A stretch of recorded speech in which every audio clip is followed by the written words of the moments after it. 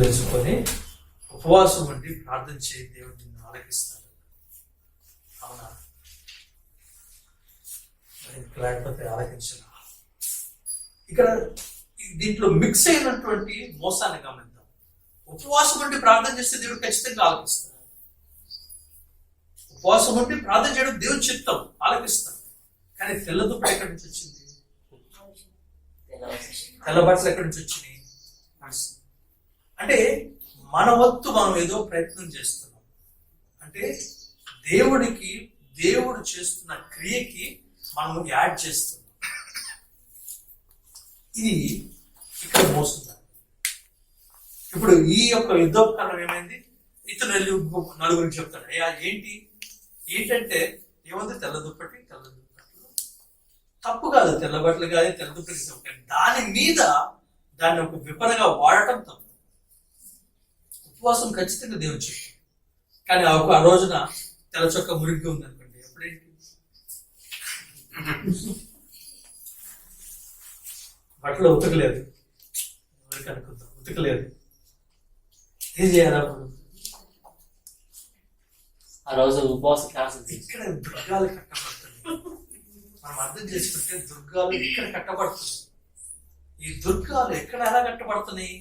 ఒక్క రోజులో మనం తీసుకునేటువంటి చాయిసెస్ వల్ల, నిర్ణయాల వల్ల ఒక్క దుర్గం కట్టబడతా ఉంది. అయితే ఈ దుర్గం లోపల ఒకడు ఉంటాడు, అధికారి కదండి. ఈ దుర్గం లోపల ఒక అధికారి ఉంటాడు. అందుకే యేసు ప్రభువు ఏమంటే, మొట్టమొదటిగా బలవంతుడిని బంధించి పక్కన పడేస్తే అప్పుడు అక్కడ ఉన్నటువంటి వారి యొక్క సామాగ్రి అంతటిని దోచుకోవచ్చు అంటారు. దోచుకోవడం అంటే ఈ రాజ్యము విస్తరించవచ్చు. అంటే ఈ యొక్క స్ట్రాంగ్ మ్యాన్ ఒకడు ఉన్నాడు, వీడు బలవంతుడు ఒకటి చేరాడు అక్కడ. ఈ బలవంతుడు చేరిన దానికి ఈ అనేకమైనటువంటి దుర్గాలు కట్టబడ్డాయి. అయితే దానియేలు గ్రంథంలో కూడా రాయబడినటువంటి ఒక సందర్భం మనం చూస్తా ఉన్నాం. దానియేలు ప్రార్థన చేస్తూ ఉంటుంటే కదండి, మనం చూద్దాం ఒకసారి. మనకు తెలిసినటువంటి వాక్య భాగమే దానియేలు గ్రంథము. చూడండి, 9వ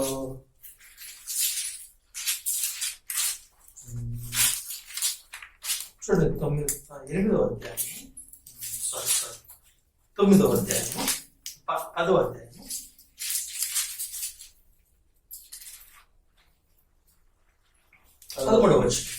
పారసికుల రాజ్యాధిపతి 21 దినములు నన్ను ఎదిరించను. ఇంకా పారసికుల రాజుల సముఖమున నేను నిలుచుండగా ప్రధానాధిపతులలో మికాయేలను ఒకడు నాకు సహాయం చేయవచ్చును. ఇక్కడ ఒక అధికారి గురించి చెప్తున్నారు. ఏమంటారండి? పారసీకుల రాజ్యాధిపతి ఒకడు ఉన్నాడు. ఈ పారసీకుల రాజ్యాధిపతి ఏం చేస్తున్నాడంటే, దానియేలు ప్రార్థన చేస్తుంటే దేవుని తీసుకొచ్చినటువంటి యొక్క వర్తమానాన్ని అడ్డగిస్తున్నట్లుగా మనం గమనించవచ్చు. అయితే ఇది మనకి ఈ పారసీకుల రాజ్యము అన్నప్పుడు ఆ భూ సంబంధమైనది కదండి, భౌగోళిక సంబంధమైనది. అలాగే మనం ఉన్నటువంటి ఈ యొక్క జియోగ్రఫీలో కూడా అనేకమైన దుర్గాలు ఉన్నాయి. ఒక ఊరికి ఒక దుర్గం ఉంది. ఇందాక మనం చూస్తుంది మనస్సు సంబంధమైన దుర్గాల గురించి ఆలోచన చేస్తున్నాం. అలాగే భౌగోళిక సంబంధమైన దుర్గాల గురించి కూడా ఉన్నాయి. ఈ ఊరికి ఒక దుర్గం ఉంటుంది, లేదా ఒక బలవంతుడు ఉన్నాడు. మనందరికీ తెలుసు, ఈ ఊరికి ఒక బలవంతుడు ఉంటాడు. ఈ ఊరిని దేవుని రాజ్యము విస్తరింప చేయడానికి ఆ బలవంతుడిని బంధించి పక్కన పడవలసిన అవసరం ఉంది. అలాగే మన సంఘాలలో కొంతమంది కొన్ని విషయాల చేత పీడింపబడుతూ ఉంటారు.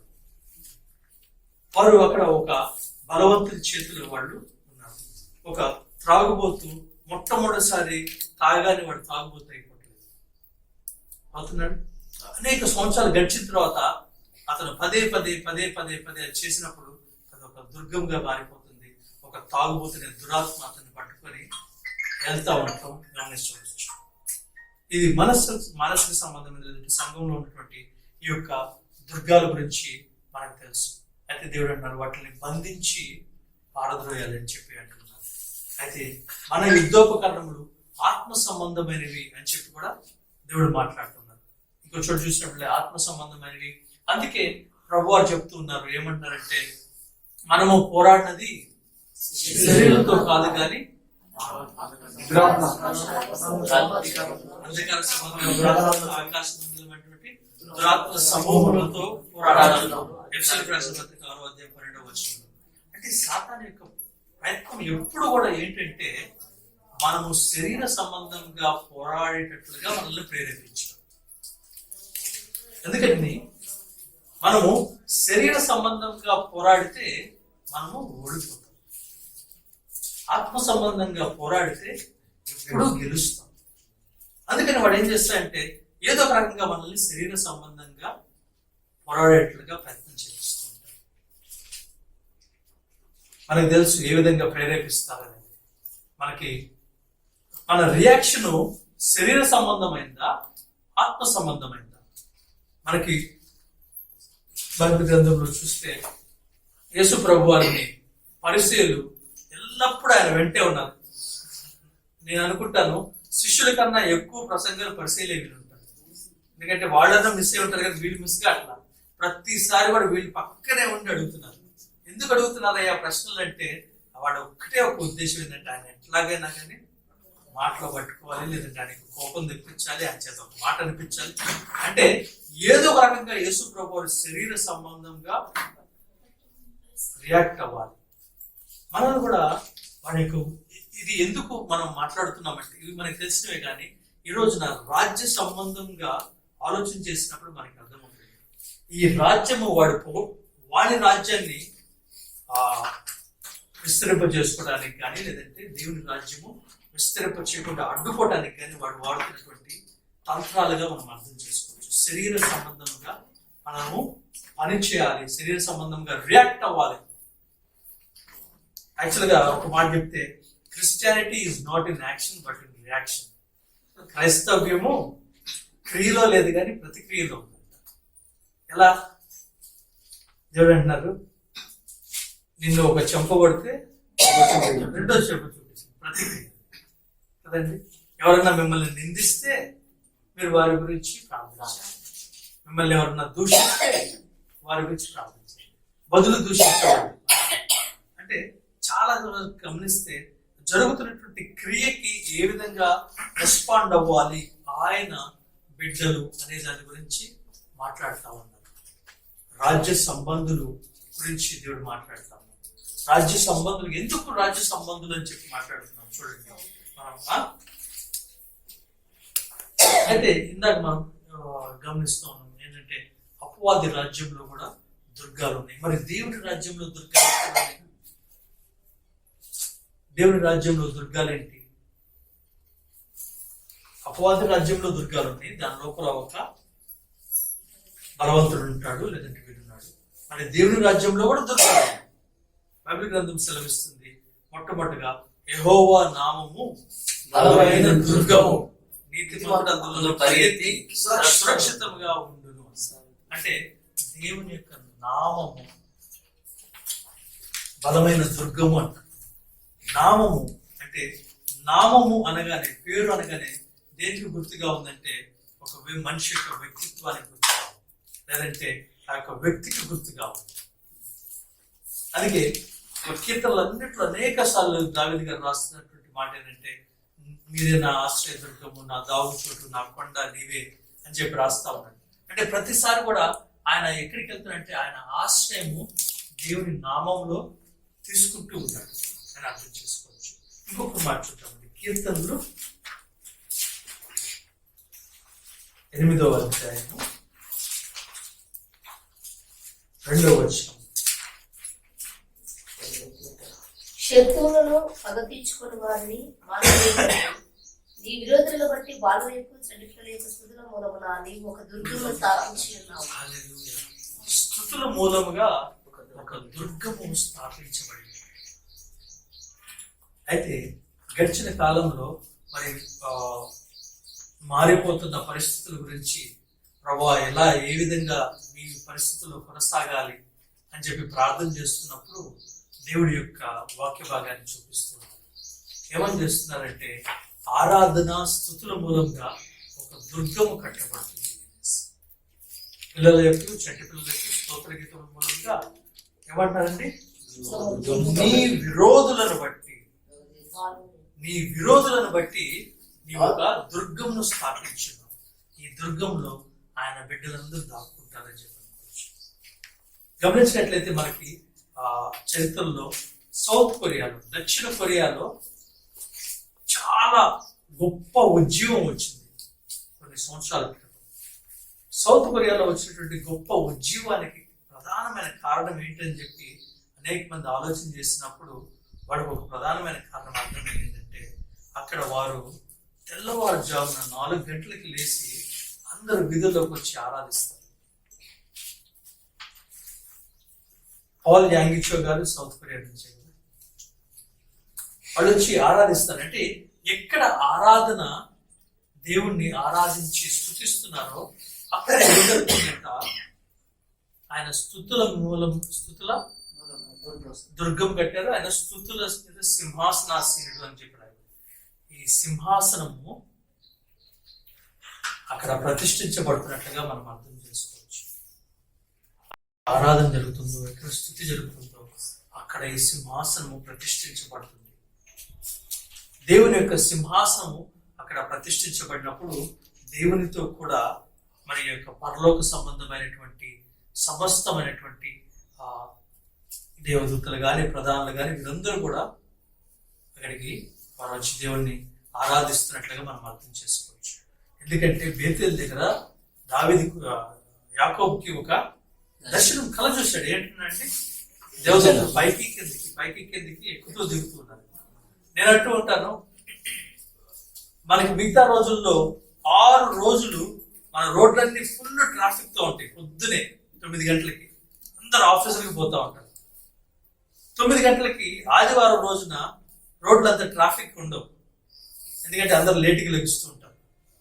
కానీ ఆ రోజున ఆదివారం రోజున ఆకాశం నుండి భూమి మీదకి ట్రాఫిక్ ఫుల్ ఉంటుందంట. ఫుల్ ఉంటుంది ట్రాఫిక్. ఎందుకంటే ఎక్కడైనా కదా ఆరాధన జరుగుతూ ఉంటుంది, పై నుంచి దేవుడు వస్తూ ఉంటారు వెళ్తూ ఉంటారు.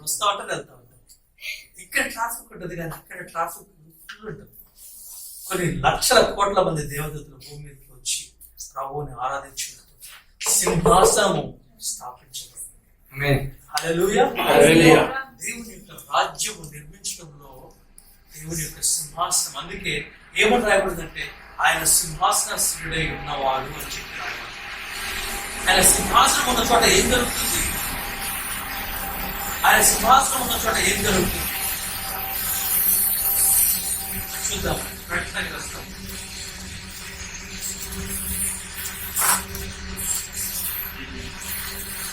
22వ అధ్యాయము మొదటి వచనం.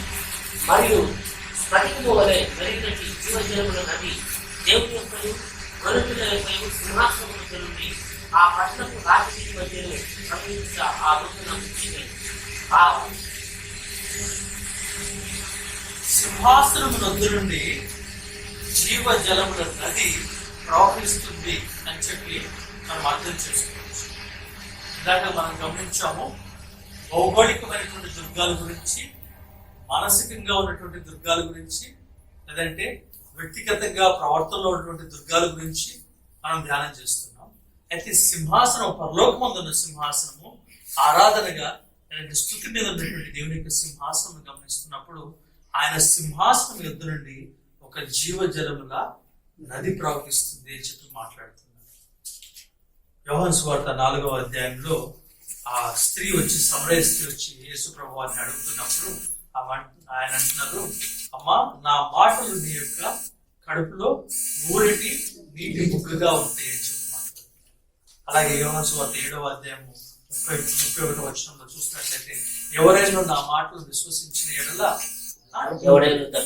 తప్పికొని నా యుద్ధకు వచ్చి తప్పి తెచ్చుకున్నాను, నా యుద్ధ విశ్వాసం ఉంచువాడు లేఖనం చెప్పినట్లు వాని జీవజల దారులు పారును, కడుపు నుండి జీవజల దారులు పారును అని చెప్పి మాట్లాడుతున్నాం. మనం ఇందాక నుంచి చూస్తున్నాం రాజ్య సంబంధులుగా మాట్లాడుతున్నప్పుడు ఆయన సింహాసనంను అధిష్ఠించినప్పుడు అక్కడ జీవజల నది ప్రవహిస్తుంది అని అర్థం చేసుకోవచ్చు. ఈ యొక్క సింహాసనం ఎక్కడ ఉంది అన్నప్పుడు మొట్టమొదటిగా మనము ఆరాధన చేస్తున్నప్పుడు, తర్వాత వ్యక్తిగత జీవితంలో కూడా, ఇప్పుడు కడుపులోని జీవజల నదులు ప్రవహిస్తున్నప్పుడు వ్యక్తిగత జీవితం కూడా ఆయన రాజుగా కలిగి ఉన్నటువంటి పరిస్థితి గురించి మాట్లాడుతున్నాం. మన హృదయంలో ఆయన సింహాసనాసనుడై ఉంటే మన కడుపులోంచి జీవజల నదులు ప్రవహిస్తాయి అని చెప్పి మాట్లాడుతున్నాం. మన హృదయంలో ఆయన సింహాసనాసనుడైతే, సింహాసనం మీద ఆయన ప్రతిష్ఠితుంటే ఆయన కడుపులోని జీవజల నదులు ప్రవహిస్తాయి. అందుకే రోమిలకు రాసిన పత్రిక 10వ అధ్యాయం 9వ వచనం కూడా ఏంటంటే, యేసు ప్రభువు అని హృదయమందు విశ్వసించి నోటితో ఒప్పుకొని ఎడల మీరు రక్షించబడతారు. అంటే ప్రభువుగా ఇక్కడ ఇప్పుడు మొట్టమొదటిగా చూసినట్లయితే ఈ జోగ్రఫికల్ గా లేదంటే భౌగోళిక సంబంధమైనటువంటి రాజ్యం గురించి చూస్తున్నాము. రెండవది మానసికంగా వ్యక్తిగతంగా ఉన్నటువంటి రాజ్యం గురించి చూస్తున్నాము. ఒకసారి పరిశీలి వచ్చి ప్రభువుని అడుగుతున్నారు, అయ్యా పరలోక రాజ్యం గురించి నువ్వు చెప్తూ ఉన్నావు, పరలోక రాజ్యం వచ్చే ఉంది అంటున్నావు, మరి అసలు ఎక్కడుంది ఆ పరలోక రాజ్యం? పరలోక రాజ్యము ఎక్కడుంది, ఎలా వెళ్ళాలి, పరలోక రాజ్యం ఎక్కడుంది అని అడిగారు. అయితే ప్రభు వారు పరలోక రాజ్యము ఇక్కడ అక్కడ ఉందని చెప్పవల్ల కాదు. వార్త 17వ అధ్యాయము, ఇదిగో దేవుని రాజ్యము 21వ వచనం. ఎందుకనగా ఇదిగో దేవుని రాజ్యం మీ మధ్యనే ఉన్నది కనుక ఇదిగో ఇక్కడనని అదిగో అక్కడనని చెప్ప వీలు పడదని అనుకుంటారు. అయితే ఇదంతా కూడా మనం చూస్తా ఉన్నాం. ఇది రాజ్యపు స్ట్రక్చర్ ని అర్థం చేసుకున్నాం. మొట్టమొదటిగా రాజు ఉన్నారు, సింహాసనం ఉంది, అధికారం ఉంది, వీటికి కొన్ని సరిహద్దులు ఉన్నాయి. రాజ్యము విస్తరిస్తూ ఉంది. ఈ విస్తరిస్తున్న క్రమంలో శత్రువు యొక్క రాజ్యపు బలం కూడా ఉంది, ఆ దుర్గాలు ఉన్నాయి, వెన్నిటి కూడా ఉన్నాయి. అయితే గమనించండి, అసలు యేసు ప్రభు వారు మొట్టమొదటిగా దయ్యములను వెళ్ళగొడుతూ ఉన్నప్పుడు ఆ దయ్యములు దేవుని గురించి ఏమని సాక్ష్యం ఇచ్చింది?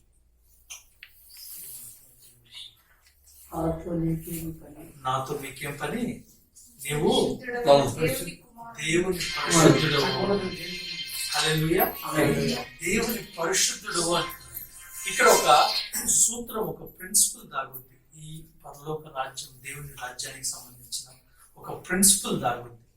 ఏమంటున్నారండి, ఆ దురాత్మలు ఏమంటున్నాయంట, నీవు సర్వోన్నతుడైన దేవుని కుమారుడవు, ఇంకోటి చూడ నీవు దేవుని పరిశుద్ధుడవు అంటున్నారు.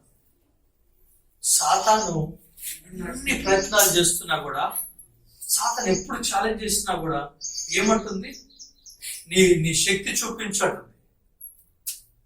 నీ శక్తి చూపించు ఏమంటుంది, శోధిస్తే ఏమంటుంది, నీవు దేవుని కుమారుడు అయితే పైనుంచి కిందకు దూకు, లేదా రాళ్లను రొట్టెలుగా చేసుకో, ఇంకేదో చెయ్యి అంటే నీ శక్తిని కనపరచు అని చెప్పి ఛాలెంజ్ చేస్తుంది. ఎందుకంటే సాతానికి దేవుని యొక్క శక్తి చూపిస్తున్నప్పుడు వాడు తన శక్తిని కనపరచాలని ప్రయత్నం చేస్తున్నాడు. కానీ వాడు కంటెస్ట్ చేయలేనిది ఒక ఏరియా, అంటే వాడు ఏ విధంగా కూడా దగ్గరికి కూడా రానటువంటి ఒక ఏరియా ఏంటంటే అది పరిశుద్ధత. హల్లెలూయా. యేసు ప్రభు వారు చేసినటువంటి కార్యాలన్నిటికీ కూడా కారణం ఏంటంటే ఆ యొక్క మూలము ఆయన పరిశుద్ధుడై ఉన్నాడు అర్థం చేసుకోవచ్చు. పరిశీలు కూడా అడుగుతున్నారు, అనేక మంది అడుగుతున్నారు, నువ్వు చేసిన ఏ రోజు అడుగుతున్నాడు, నాకు ఒక కార్యం చేసి చూపించు అంటున్నాడు, నాకు ఒక సూచక్రియ చేసి చూపించు అంటున్నాడు. కానీ యేసు ప్రభు వారు తనంతట తానుగా స్వయంగా ఆయన ఛాలెంజ్ ఒకటి చేశారు. ఏమని ఛాలెంజ్ చేశారండి, నాలో పాపం ఉందని మీలో ఎవరు స్థాపించగలరు అని చూడండి. పరిశుద్ధత గురించి మాట్లాడుతున్నాం అంటే పరిశుద్ధతకి పవర్కి లింక్ ఉంది. పరిశుద్ధతకి పవర్కి లింక్ ఉంది. ఈ యొక్క రాజ్యము, దేవుని రాజ్యము పరిశుద్ధ రాజ్యంగా ఉంది. ఈ పరిశుద్ధతే ఈ పవర్కి మూలంగా ఉంది. అందుకే సాతాను ఎప్పటికీ కూడా గెలవలేకపోతున్నాడు. యేసు ప్రభు వారు చివరిగా ఉన్నప్పుడు ఆయన రాయబడింది, ఇదిగో లోకాధికారి వచ్చుచున్నాడు, వారితో నాకు సంబంధం లేదు. నా ఎందుకు వానికి ఏం లేదు ఏమన్నారు, వానికి సంబంధించింది నా దగ్గర ఏమీ లేదు అని చెప్పి మాట్లాడుతా ఉన్నారు. అంటే ఆయన రాజ్య సంబంధులకి వారికి పొత్తు లేదు. హల్లెలూయా. శత్రువుతో మనకు పొత్తు లేదు, శత్రువుకు సంబంధించిన విషయాలతో మనకి పొత్తు లేదని చెప్పి అర్థం చేసుకోవచ్చు. అయితే ఇప్పుడు ఒక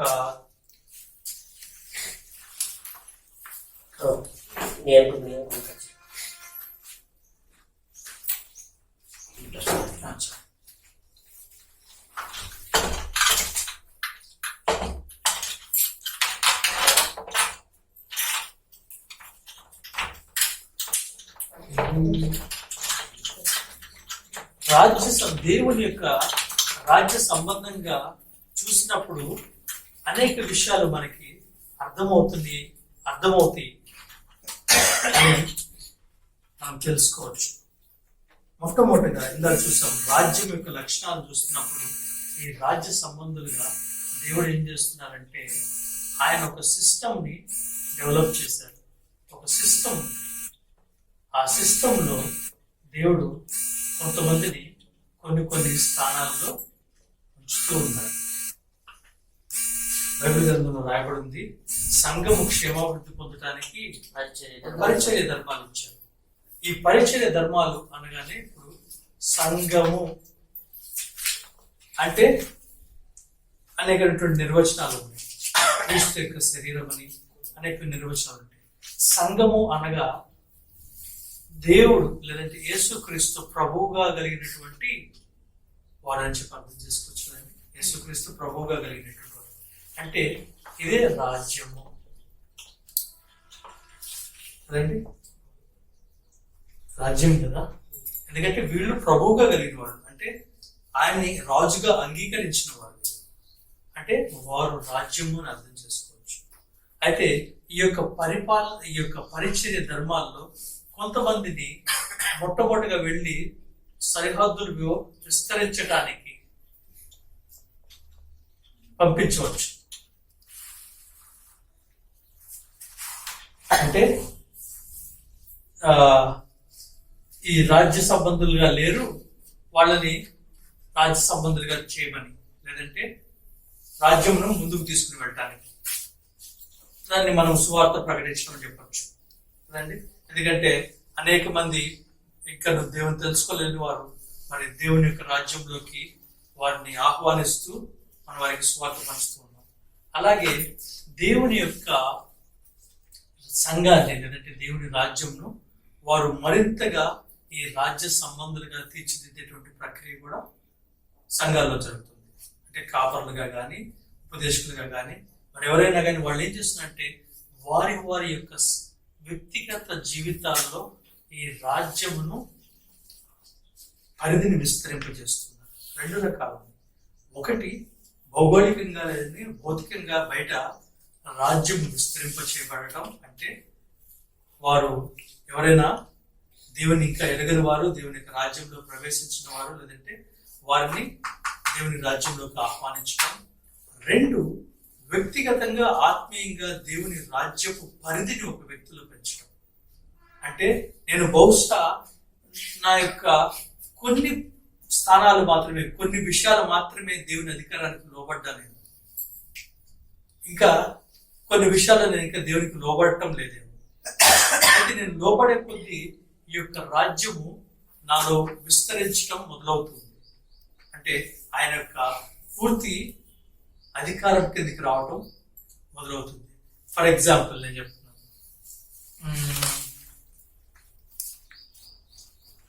నేను ధనం విషయంలో దేవుని అధికారానికి లోబడుతున్నాను, వేరొక విషయంలో ఇంకా నువ్వు సంపూర్ణమైనటువంటి విధేయతలోకి రాలేదు.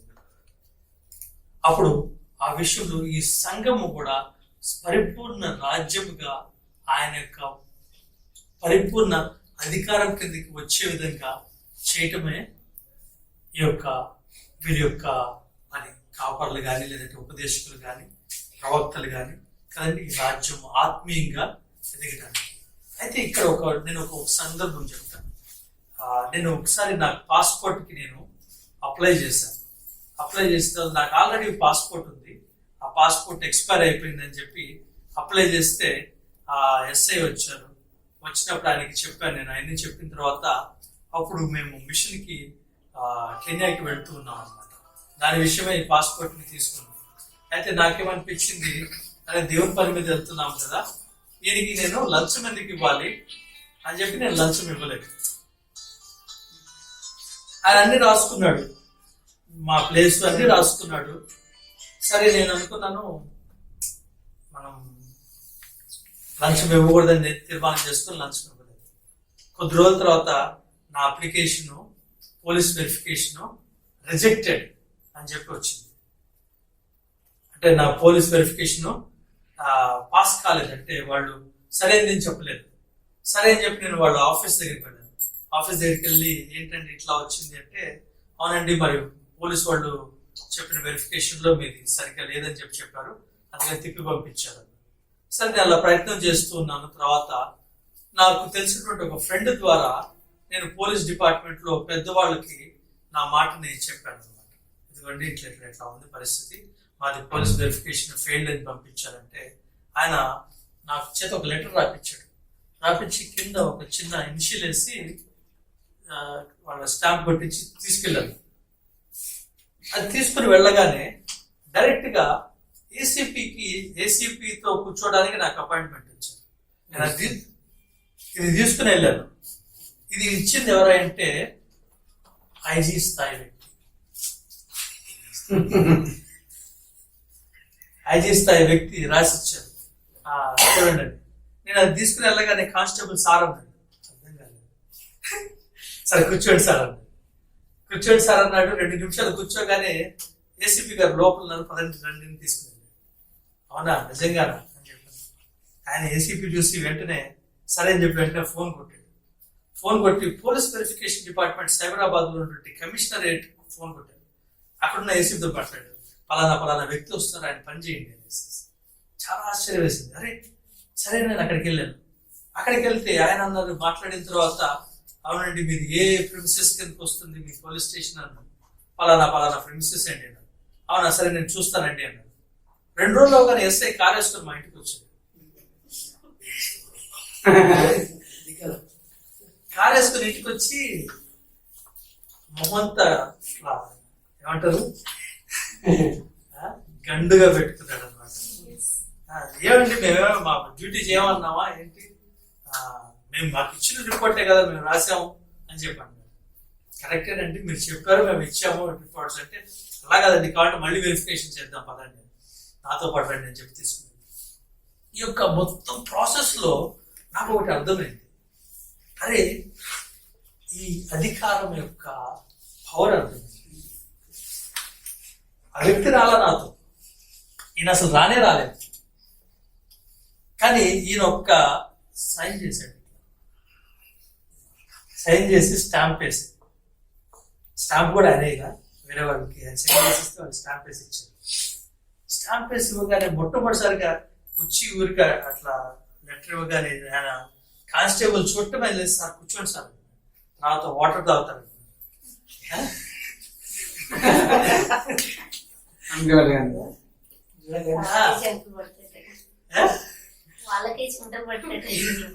ఏసీపీ యొక్క క్యాబిన్ లోకి వెళ్ళి కూర్చోగానే ఆయన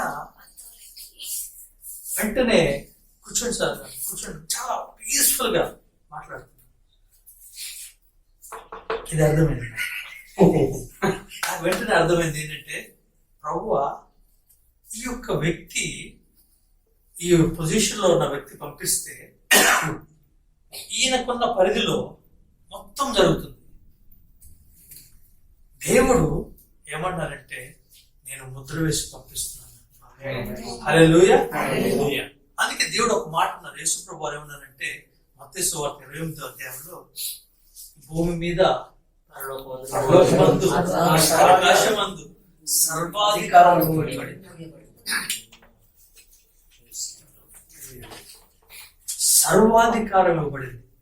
స్టాంప్ వేసి పంపించాడు. దేవుడు అంటున్నారు, నా తండ్రి నన్ను ఎలాగ పంపించాలో నేను మిమ్మల్ని అలాగే పంపిస్తున్నాను. ఎందుకంటే ఇది ఎందుకు అంటే ఇంకొక ఎగ్జాంపుల్ చెప్తాను. ఇయర్ స్టార్టింగ్ లో సర్జికల్ స్ట్రైక్స్ చేశారు మన వాళ్ళు. అప్పుడు ఒక మన జవాన్, మన పైలట్ ని శత్రు రాజ్యం వాళ్ళు పట్టుకున్నారు. ఆయన పట్టుకోగానే ఎక్కడ చూసినా కానీ మీడియాలో అన్ని చోట్ల కూడా ఆ వార్తలే. దాదాపు దేశం మొత్తం కూడా ఆయన సపోర్ట్ చేసింది. దాదాపుగా దేశం మొత్తం కూడా ఆయన సపోర్ట్ చేసింది. వీళ్ళందరూ కూడా సపోర్ట్ చేశారు. ఆలోచిస్తుంటే ఒక మాట అనిపించింది. ఒక వ్యక్తి ఈ రాజ్యం నుంచి వెళ్ళినప్పుడు ఆ రాజ్యం మొత్తం కూడా ఆయన పక్షాన నిలబడుతుంది. హల్లెలూయా. ఆయన పక్షాన నిలబడుతుంది. మనకి ఎలా అర్థమవుతుందంటే, ఎలీషా చంపాలని చెప్పి రాజు సైన్యాన్ని పంపించాడు. శిష్యుడు ఎలీషా పక్కనటువంటి ఆయన భయపడిపోతున్నాడు, అయ్యా వీళ్ళందరూ వచ్చి చంపేస్తారు మమ్మల్ని అనేసి. అయితే ఎలీషా అంటున్నాడు, మనకు వీటికి ఇంతకంటే గొప్ప సహాయం కలదు అని చెప్పి, ప్రభా వీడి కళ్ళు తెరువు అంటున్నారు అని చెప్పి ప్రార్థన చేయగానే ఏం చూస్తున్నానంటే, ఆ కొండల మీద ఆ చుట్టుపక్కల మొత్తం కూడా అగ్ని రథాలతో నింపబడిపోయినట్లుగా గమనిస్తున్నాను. యేసు ప్రభు వారిని కూడా పేతురు కత్తి తీసుకున్నప్పుడు చేసినప్పుడు ప్రభు వారు అన్నారు, నేను ఇప్పుడే నా తండ్రికి వేడుకొనలేనని, వేడుకుంటే ఆయన 12 సేనా వ్యూహముల కంటే అధికమైన సైన్యం నాకు పంపించడని నీకు తెలియదా అన్నారు. అంటే మనం అర్థం చేసుకోవాల్సింది, రాజ్యము ఆయనను దాని ద్వారా పంపబడిన వారి వెనకాల ఉంటుంది. అంటే వాళ్ళని వారి పక్షాన ఉంటుంది. వెనకాలని వారి పక్షాన ఉంటుంది. హల్లెలూయా. మనందరి పక్షాన కూడా ఈ రాజ్యం. ఆమేన్. హల్లెలూయా. ఇది మనం ఎంత బలంగా విశ్వసిస్తే అంత బలంగా దేవుని యొక్క రాజ్యం యొక్క శక్తిని అనుభవించగలుగుతాం. దేవుని యొక్క వాక్యం సెలవిస్తుంది.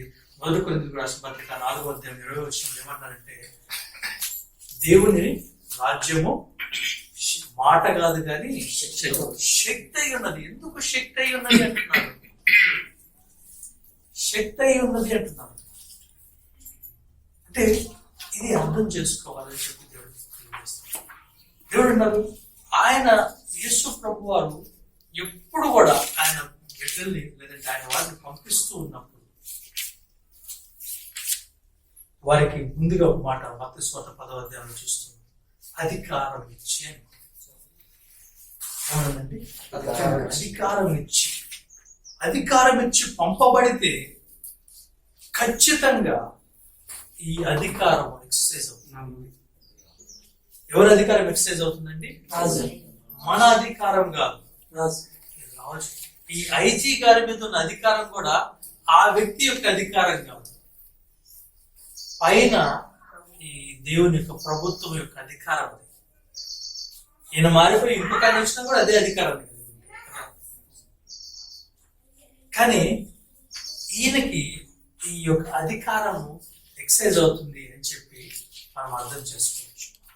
అయితే ఇది మనకి ఎటువంటి ఆదరణ ఇస్తుంది అంటే, ఈ లోకంలో ఉన్నటువంటి శత్రు రాజ్యం మీద లేదంటే శత్రువుతో, అదే కదా ప్రభు అంటున్నారు. యెషయా గ్రంథం 61వ అధ్యాయంలో ఏమంటున్నారు? ప్రభువు యెహోవా ఆత్మ నా మీద వచ్చినది, ఎందుకంటే బంధించబడిన వారిని విడుదల చేయడానికి, లేదంటే వీరిని ఎవరిని బంధించబడినారో వాళ్ళందరినీ విడుదల చేయడానికి. అంటే దేవుడు ఏమంటున్నాడంటే, దేవుని రాజ్యమును నిర్మించేవారుగా ఆయన రాజ్య హల్లెలూయా. ఈ అథారిటీని మనము చాలా స్పష్టంగా అర్థం చేసుకోవాలని అర్థం చేసుకోవాలి. ఎందుకంటే యేసు ప్రభువు కూడా అదండి, ఏ అథారిటీతో నువ్వు చేస్తున్నావు, ఈ అధికారం నీకు ఎవరిచ్చారు? మేము ఇవ్వలేదే. ఎందుకంటే వారి యొక్క ఉద్దేశం ఏంటంటే, వారు ఎవరు అధికారం చేయగలగాలి అంటే, వాళ్ళ పరిచయంలో లేదంటే ధర్మశాస్త్ర బోధకులు, యాజకులు, మా ద్వారా అపాయింట్ చేయబడలేదే నువ్వు, మా కాలేజీలో చదువుకోలేదే నువ్వు కదండి. మా కాలేజీలో చదువుకోలేదు అంటున్నారు. ఇతనికి చదువు కూడా లేదు, మా కాలేజీలో చదువుకోలేదు, నువ్వేమన్నా పెద్ద పెద్ద వాళ్ళకి సంబంధించిన వాడుగా, లేదంటే రాజు అపాయింట్ చేశాడు నిన్ను అనట్లేదు. ఏమంటున్నారంటే అందుకే వాళ్ళు అధికారం గురించి అడుగుతున్నప్పుడు దేవుడు ఆయన అధికారం చెప్తున్నారు. మనం అర్థం చేసుకోవాల్సింది, ఈయన అధికారం ఇచ్చి పంపించాడు మిమ్మల్ని, నన్ను, ప్రతి ఒక్కరిని కూడా ఈ లోకంలో. ఎందుకంటే ఈ రాజ్యంను కట్టుటకు, హల్లెలూయా, ఈ రాజ్యమును కట్టుటకు అధికారం ఇచ్చి పంపించాడు. ఈ అధికారం ఎదుట ఏ అధికారం నిలబడదు. హల్లెలూయా. ఎందుకంటే సర్వాధికారి ఆయన, ఏ అధికారం నిలబడదు. గడిచిన కాలంలో జరుగుతున్న కొన్ని విషయాల నిమిత్తం ప్రార్థన చేస్తూ ఉన్నప్పుడు దేవుడు ఒక మాట అన్నారు. ఏమన్నారంటే, శత్రువు బలమంతటి మీద నేను మీకు అధికారం ఇచ్చి ఉన్నాను అన్నారు. శత్రువు బలమంతటి మీద మీకు అధికారం ఇచ్చి ఉన్నాను. ఎందుకు దేవుడు అధికారం ఎలా ఇవ్వగలిగారు? బలవంతుడి మీద ఆయన అధికారము అర్థం చేసినప్పుడు, ఆయన వాడు బలవంతుడితో వాడు ప్రయత్నం చేసినప్పుడు ఆయన వాడిని ఓడగొట్టారు. వాడు ఫుల్ కెపాసిటీతో దేవుడి మీద ప్రయత్నం చేసినప్పుడు కంప్లీట్ గా ఓడగొట్టాడు. కాబట్టి నేను ఆ బలవంతుడి మీద కూడా మీకు కూడా అధికారం ఇస్తున్నాను. ఇది చాలా గొప్ప ఆదరణకరమైనటువంటి సత్యం. మనకి ఈ అధికారాన్ని ఇచ్చి పంపించాను. ఎట్లా అయితే ఈ ఐజీ ఆఫీసర్కి ఎలా సైన్ చేయబడింది, అపాయింటెడ్ గో అని వెళ్ళమన్నప్పుడు, లేదంటే పంపబడినప్పుడు. ఇంకొకటి ఏంటంటే అంబాసిడర్స్ అంటారు కదండి, రాయబారులు. రాయబారులు దేనికి ప్రతినిధి?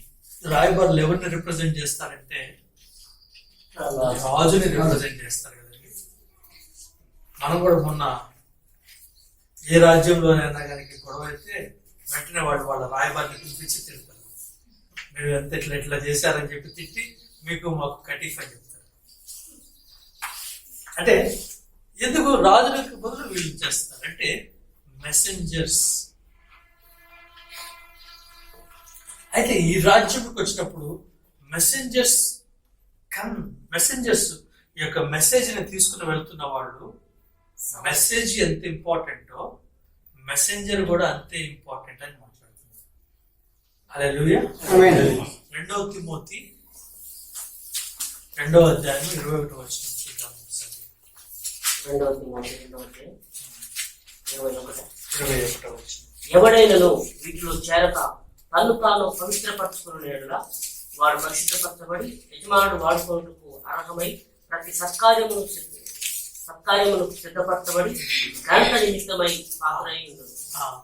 ఎందుకు అనేక సార్లు అనుకున్నంతగా దేవుని యొక్క కార్యము మన జీవితాల్లోనూ పరిచర్యల్లోనూ జరగట్లేదు అని అనుకున్నప్పుడు ఒక కారణం ఏమని చెప్పొచ్చు అంటే పాత్ర తగినంతగా సిద్ధంగా లేదేమో.